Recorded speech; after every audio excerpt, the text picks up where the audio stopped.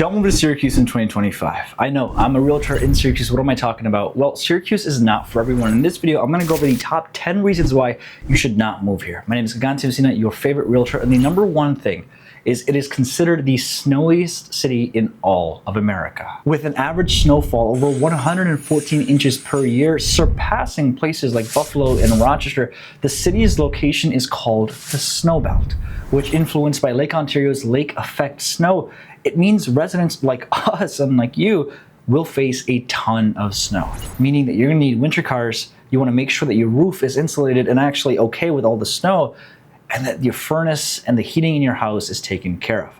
The icy roads can absolutely cause a lot of damage, specifically if you have to drive to work. And the snow, for a lot of people that don't want all four seasons, it is a massive, massive turnoff. Snowplows and salting is common, and a lot of car accidents, especially in the snow, it happens more frequently than we like to admit it. So if you are someone that doesn't enjoy the snow, then Syracuse definitely is not the right fit for you. And this can also affect your cost of living as well. With heating bills that are significantly higher during the winter months, it can affect how much it costs to actually live in Syracuse, with upwards of $200 to $300 extra per month just to stay warm. And then on top of that, we're also forgetting about SAD, or being sad.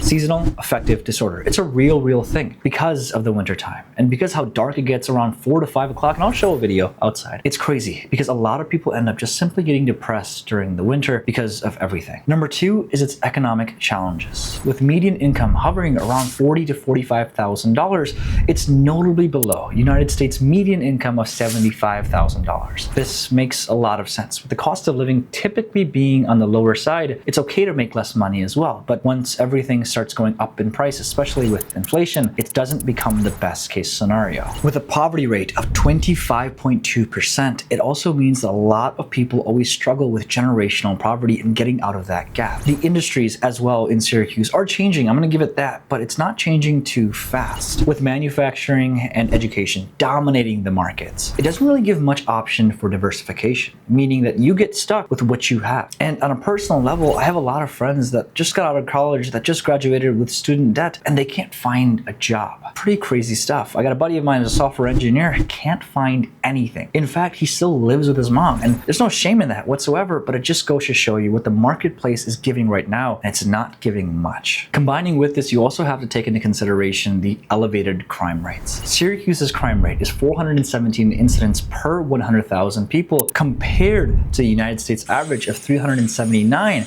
for 100,000 people. Property crime is also super high, with 2,314 incidents per 100,000 people compared to the national average of 2,110. Now, crime does tend to happen in disproportionate areas. There's specific areas that I don't really want to get into too much in this one, where there's a lot more crime. But for the most part, when you are thinking about safety, and you have children, you want to go to school, maybe you have elderly parents, or maybe you're looking to retire, all of these things will go hand in hand. And combining with this vandalism, car thefts, they're all common. With so many people being below the poverty line, it just makes sense that all of these things happen in the market. Now, you might be asking yourself, but what specifically is being done about this? What are some things that are actively happening? Well, certain police initiatives, like the Operation Impact, focuses on reducing gun violence, but results are still a little mixed. I want to make sure that you know every single thing before you make that move to Syracuse. My family's journey to upstate New York started when we immigrated to America in 2008. Just myself, my sister, my mom, and my dad. And I want to make sure that when you are thinking about making a move anywhere in upstate New York, specifically Syracuse, that you understand every single thing about it, because the last thing that I'd want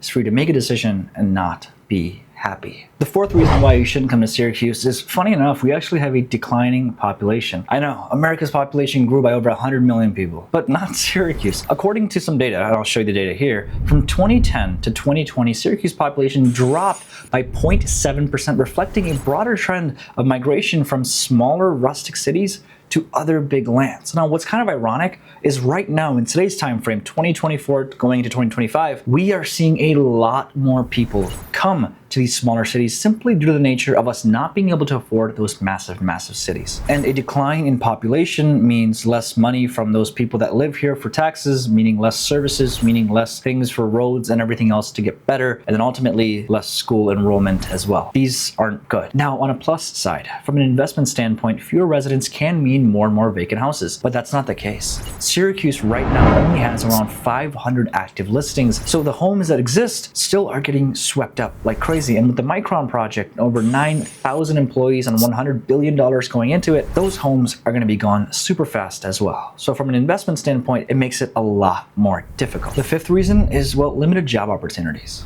Because a lot of the industries that we have here specifically revolve around education and manufacturing. We don't really have that diversification that a lot of people are looking for. With an unemployment rate of 9.4 in Syracuse, a significant higher number than the 3.8 all across the nation, it just goes to show you that even with people with degrees, without degrees, everyone still bleeds the same blood. Employment opportunities for everyone is still very, very limited. And key industries like SUNY Upstate Medical University and Syracuse University have a lot of growth, specifically because those are the two massive factors. But besides that, and besides those two entities alone, there really isn't much else going on. So when you are thinking about Joy, when you're thinking about Micron bringing things to Clay, that's a fantastic thing, but that's probably going to still take a few years to actually come to fruition. Number 6 is its aging infrastructure. And it's not just me who's saying this. Data have shown that the American Society of Civil Engineers rated New York State's infrastructure a C-, with Syracuse reflecting a lot of the state's issues. Our infrastructure is old.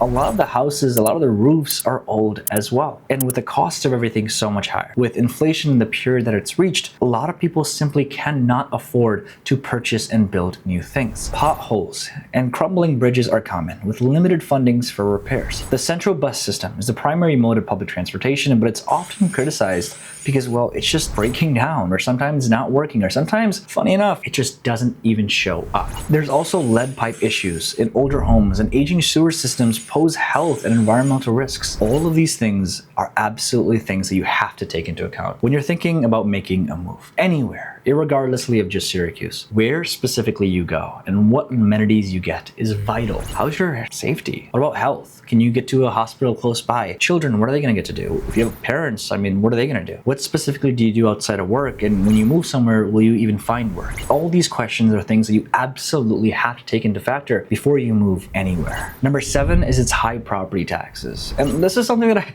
shouldn't even talk about. I'm a real estate agent. I want you to move here. But we got to actually talk about this because this might be a deterrent. With property taxes in New York consistently being some of the highest in the entire nation, Syracuse is no different, with average property taxes in Onondaga County being around 2.5% compared to the national average of 1.1%. If you're thinking about this from a purchasing standpoint, a $150,000 house in Syracuse would incur an annual tax bill of $3,750, obviously adding to the cost of living. And this is going to make sense, specifically with the aging infrastructure and with more and more taxes that you have to pay. You then have other worries that you obviously have. What if a roof breaks and you don't have enough money to pay for the roof because you got to save money for the taxes? All of these things are things that you absolutely have to take into account before you make that move anywhere. And taxes, well, it's only 2 things guaranteed in life: death and then taxes. Number 8 is our educational concerns. Only 25% of the kids in the Syracuse City School District are proficient in math, and 29 are proficient in English. English is my 5th language. I can barely speak it correctly, but I hope you guys know what I'm trying to say here.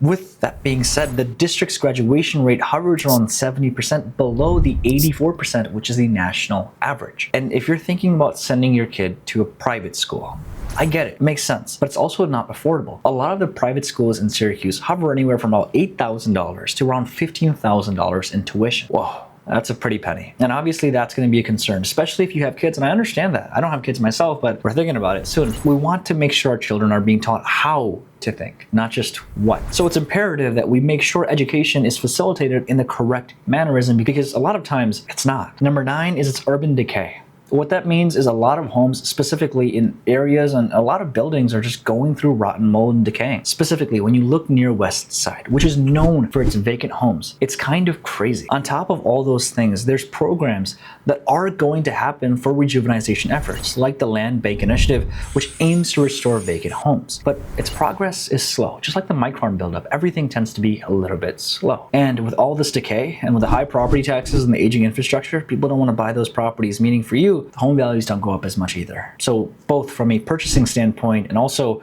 an appreciation standpoint, we're very, very limited. Then number 10, there's not that much to do. And it sucks. I know, I hate to be the person to say it, but you got Onondaga Lake, Onondaga, I can never pronounce it. Sorry, okay? Sorry, don't roast me in the comments, please. You got the lake, and then you've got Finger Lakes, which is like an hour, 30, 45 minutes down south. You've got Rochester, you've got the Buffalo Bills if you want to go watch them, but you've also got Syracuse University as well to watch some of those football games. Outside of those things, we don't really have that much else. While Syracuse does offer a lot of fantastic things, like the New York State Fair and the Everson's Museum of Art, it just doesn't have as much things as a lot of major cities. Specifically, the nightlife is not the best in Syracuse, and if it's not your vibe, it's not your vibe. But the nightlife isn't the best around. And for families, yeah, we've got Destiny USA Mall, and then we've got the zoo, but besides that, there's always things that could be revamped and could be grown as well. Syracuse is a place that I think has a lot of opportunity, but it still hasn't quite yet met the infrastructure that the people need and want. I'm excited about its growth, and I'm not going to sit here and say, but here's the 10 things that make it awesome, because that's a different video, and I don't want to coerce you and be completely objective. But Syracuse could still be growing, and I'm excited to see what it's all about. We actually did a video on what's changing and what's coming to Syracuse in 2025. Watch it here. See you soon.